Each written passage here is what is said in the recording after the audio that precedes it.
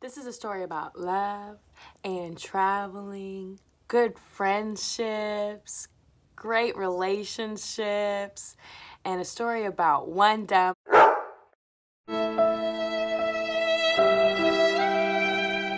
Welcome back to my channel. Today we are getting up close and personal. Sit back, relax, light a candle. Maybe like 2 candles. Take your jacket off, take your shoes off. Chin-chillin'. No. It smells good. I don't know why I blew it out. So today I'm going to be telling you guys a story time. This is a story time about how I'm so dumb and I could never learn my lesson. It's ridiculous. So it's a story about my ex-boyfriend and how he threatened to kill me, and it's just so much chaos. But I feel like to get started with this story, I have to kind of give you guys a history, like how I met this guy. I'm gonna call this guy Scott because I don't know any Scotts. I met Scott whenever I went into the mental hospital. I went into the mental hospital to get on medicine, and I had been in there for 2 days, and one night I walk in my room and this guy is being brought in, and he looked insane. He looked crazy. Like, his hair looked like the guys off of Cloudy with a Chance of Meatballs. He looked insane. I was like, dang, that guy is gone. Like, he's not in this dimension anymore. He looked insane. At first I was like, he's crazy. I need to stay away from him. But then the next day he comes out and he is acting normal. Like, his eyes aren't like anymore, and he's chilling and it's really funny. He's crazy. I need to stay away from him. We were talking one night and ended up exchanging numbers, and that's how I met him. Skip forward about 2 months. Him and I have been having this really good relationship. He's not crazy or controlling at all, and my last relationship before that was. So I thought things were good. I was like, yeah, he doesn't really have a job, but everything's cool. Right? Right? Cool. He treats me good, so I should be with him. No. I soon found out what his profession was. He kept it hidden from me for a really long time. And what he did was he told me what he usually did was he would go to Colorado, buy the product, and then mail it back, and then when he got back in town, he would go and sell it, right? And he didn't have a ride at all, and he was like, will you please drive me here? And I was like, okay, I'll drive you. Nothing, no sketchy shit, okay? No sketchy shit. I'm just giving you a ride to Colorado, and then I'll give you a ride back. That is such a great idea. No, it's not. What our plan is we were going to go pick up his friend because he didn't have his license and his friend did. So his friend was going to help me drive because we were driving 7 hours away. So we pick his friend up, and while we're there, I get to meet him. Like, these are the people that he's been staying with here. And I meet his friend's chill, and I meet his mom, and Scott and his friend, we're going to call his friend Hunter. Scott and his friend Hunter went in the other room and they were chilling. And Hunter's mom pulls me to the side and goes, hey, I just want you to be careful. And I was like, okay, what's up? And she was like, when Scott's been awake for a couple days, he starts to get really crazy. And she's like, just be really careful when you're with him. Just make sure he sleeps. Okay? She's like, please make sure he sleeps. When this person is pulling you to the side saying, be careful, this is the moment I should have been like, this isn't a good idea. I should just turn around. I don't know why I want to even drive here anyways. Like, I don't know why I got myself wrapped into this mess. But anyways, she's like, just be careful. And I was like, okay, don't worry. He's my boyfriend. I can handle him. I can handle crazy. I'm crazy, right? Mom. Okay, so we're on our way to Colorado. No. I totally missed a key important part in the story. We're backtracking, okay? So we're at his house. Me, Hunter, and Scott leave. And we all go to his friend's house because we're stopping by on our way to Colorado. And he's like, hey, do you guys want some Or I drive 7 hours. Fun. Before we left for our trip, being drugged, okay? I haven't started feeling weird or anything yet. We made it to Kansas. I was feeling a little off, like kind of like out of it, and I wasn't really thinking anything of it. I was just like, damn, I'm feeling weird today. Scott's phone randomly just shuts down and erases and is like fucked up. And okay, at this point, he had told me he's been awake for 2 days. Okay? And I was like, he's fine. He's gonna sleep on the way, right? He's gonna sleep on the way. Like, everything's gonna be okay. We stop, and he starts freaking out. And he was like, it's my ex-boyfriend. He's erased my phone. Like, he tapped into my phone. Scott's saying this. He's like freaking the fuck out, saying that his ex-boyfriend is erasing his phone and has chipped his phone. Okay? I really believed it because I watched a video where Tana Mojo talked about how someone completely copycatted her phone and was like going through her shit. So I believe that shit. 100%. And he kept saying, he was like, Hunter's been friends with him and Hunter's working with him. This guy that we brought with us. His roommate. Okay? And I was just like. So it's like me in the driver's seat, Scott, Hunter's in the back, and those two are just screaming at each other, and I'm just like. Piss the fuck off. I will fucking bury you. You talking to me? Hey, you wanna fucking throw me, mother? And they're going back and forth. He's saying, nah, bro, I wouldn't do that to you. Scott's saying, I'm gonna fuck you up. Like, you better get the fuck out of the car. Like, in the middle of the argument, Scott starts rolling down his window, and then it won't roll up. Like, it's stuck this much down, okay? And it wouldn't roll back up. So you know what his thought was to do? Roll it all the way down. So he rolls it all the way down, and it doesn't go back up. Okay? So we're in Kansas. These two are screaming at each other. It's winter time, okay? It's fucking snowing outside. And my window's stuck down now. It won't go back up. And so Scott kicks Hunter out of the car. And we just left this guy in Kansas. So if you are seeing this guy that we left in Kansas, I am so sorry. I am really sorry. We should have all just turned around and went home at that point. I don't know why me and Scott kept going, but I'm really sorry. So he ended up getting left there. And someone came and picked him up.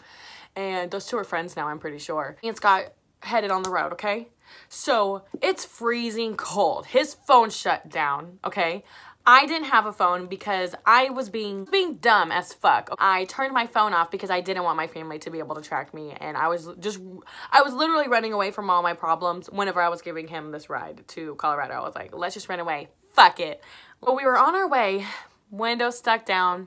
We get cardboard, duct tape the shit out of it, okay? I'm still fucked up. It's the middle of the night that we're doing this, okay? And we start heading there.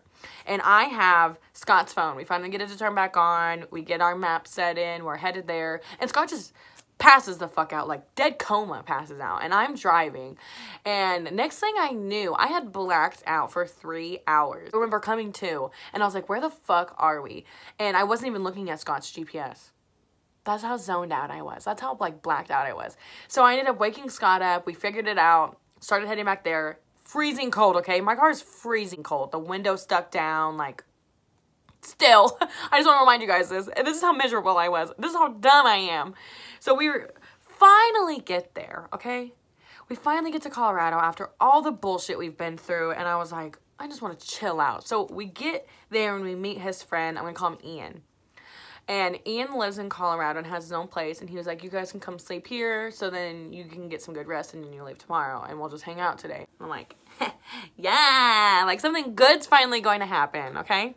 Now, Scott's friend Ian was really, like, off. Like, you know whenever you meet people and you just kind of have bad vibes from him and you just kind of get that weird feeling, like, something was off about him. Something made me really uncomfortable. Probably the fact that when we got there, Scott fell asleep and I was sitting on the couch.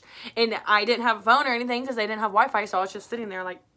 And Ian was sitting at the kitchen table. Like, this is him right here. And he's just sitting there. Not on his phone. Not doing anything. Just sitting there like... staring at me. Like... And I'm just sitting there like... And he's like... And then every once in a while, he'll go. And it was like, oh my God, it made me so uncomfortable. He was so creepy. He was so creepy. Wakes up, and Scott's still all hyped up and acting weird. I haven't been to sleep yet, okay? I can't fall asleep. Scott's like, okay, let's go. Let's go chill. So we leave, and Scott starts freaking out, okay? Scott has PTSD. And I had never been around somebody who had PTSD who's ever had a mental breakdown like this before. So this was the craziest experience. I've ever had. Like, I was scared. We start driving and we keep hearing a bird, okay? And he thinks that my car's tapped. He thinks that it's bugged out and that there's something in my door. So he starts ripping off my door, okay? This inside on the side. And I'm like, stop, quit it. That's not gonna fix anything. You're just fucking my car up at this point, bro. And so we pulled over and he's like, let me drive. Please ask me why I let him drive. Because I have no idea why I let him drive. This guy's having a mental breakdown saying he thinks my car's bugged. And I'm like, yeah, you can drive. In the passenger seat. And he starts zipping. Like going around the corners, cutting on the highway, getting off the highway, and says we're being followed. He says everybody's following us. He's like, that truck, that car, blah, blah, blah. They're out to get us. They're gonna kill us. And I'm just sitting in the passenger seat like, oh my gosh, what the fuck have I gotten myself into? Like, I've gotten myself into a bunch of dumb situations that I shouldn't have gotten myself into, but this is by far the dumbest situation I have ever gotten myself into. He's freaking out, having a complete meltdown, like flipping in and off the roads, and like kept saying that I didn't actually love him. I don't know where this came from. I wasn't even talking. I was just crying and I was freaking out. Bro, come on, pull over. It's okay. I promise. I'm not out to get you. Like, we can figure this all out. Nobody's following us. Like, I was freaking out. I finally, like, I was like, how am I gonna get out of this? He's gonna kill us. He's gonna get us in a car accident and we're gonna die. And I was like, I do love you. I do want to be with you. But at this point, I was freaking out and I was like, I need to never talk to this guy ever again. When we get back home, we are breaking up. Like, we are not together. Like, okay. And he finally calms down and like stops and he's like, in the middle of his mental breakdown where he's like freaking out and driving all over the place and like being insane, saying people are following us, he tells me that he's in love with me for the first time ever. In the middle of his breakdown, he says, I'm in love with you. And then while he's freaking out, he's like, wow, that's the first time I ever said that. Whoa. And I was like, what? Wait, what? Bitch, what? I just want to go home. I just want to go home.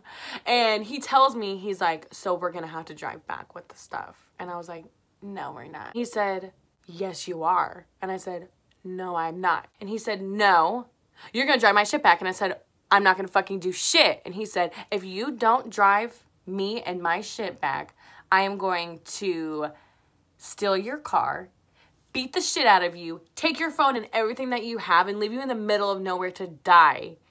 And no one will ever find you. And he's like, and I won't give a fuck. He's like, so you're driving me back or you're dead. Okay? So I was like, fuck. I just started crying, okay? I cannot believe I got myself into that position. I had no idea he was going to be that cuckoo. I should have known. I should have known. Like, just freaking out, okay? He was like, okay, let's go pick up. We're going to go. Right. He gets out of my car and gets into somebody else's car because he bought it from somebody off Craigslist. Right when he got out of my car and got into their car, I was like, fuck this. I pulled out. We made eye contact and he went. And I just drove off. I said, fuck this, bitch. I'm out. Like, I gotta go. No, thank you. You ain't killing me, bitch. You must think I'm stupid. You got me fucked up. I left. I'm speeding. And on my way home, after having this shitty road trip, my window's still down. I ripped the cardboard off because I was embarrassed and I didn't want a cardboard window. I'm driving down the road. Don't ever do anything that I've done in this video. Like, this just is proof that I'm dumb. I can be dumb, and I've made really dumb decisions, okay? So I was driving, being a fucking maniac. I was going 125 in a 75, and I look up last minute as I'm getting over, and I see a cop behind me as I'm turning into the other lane. Pulls me over, okay? And I'm like, fuck. Like, this is my luck. I'm gonna get taken to jail in Kansas. Like, he's gonna take my fucking car away. I'm fucked, okay? And I just got a $500 speeding ticket. Like, that's a lot of money, but holy shit. Like, I got really lucky. I thought I was gonna be fucked, and he just gave me a ticket, and I gotta go home, and I just paid the ticket. I was like, I'm not even gonna fight it. Like, hell yeah, I was going that bad. I get home, I finally pay my ticket. That's a crazy story, and you would think that after all that happened, that I wouldn't go back to Colorado. I actually left him in Colorado one other time, and he also stole my car one time. Maybe one day I'll tell you guys stories about that, but for now, I only have 15 minutes, and I don't even know how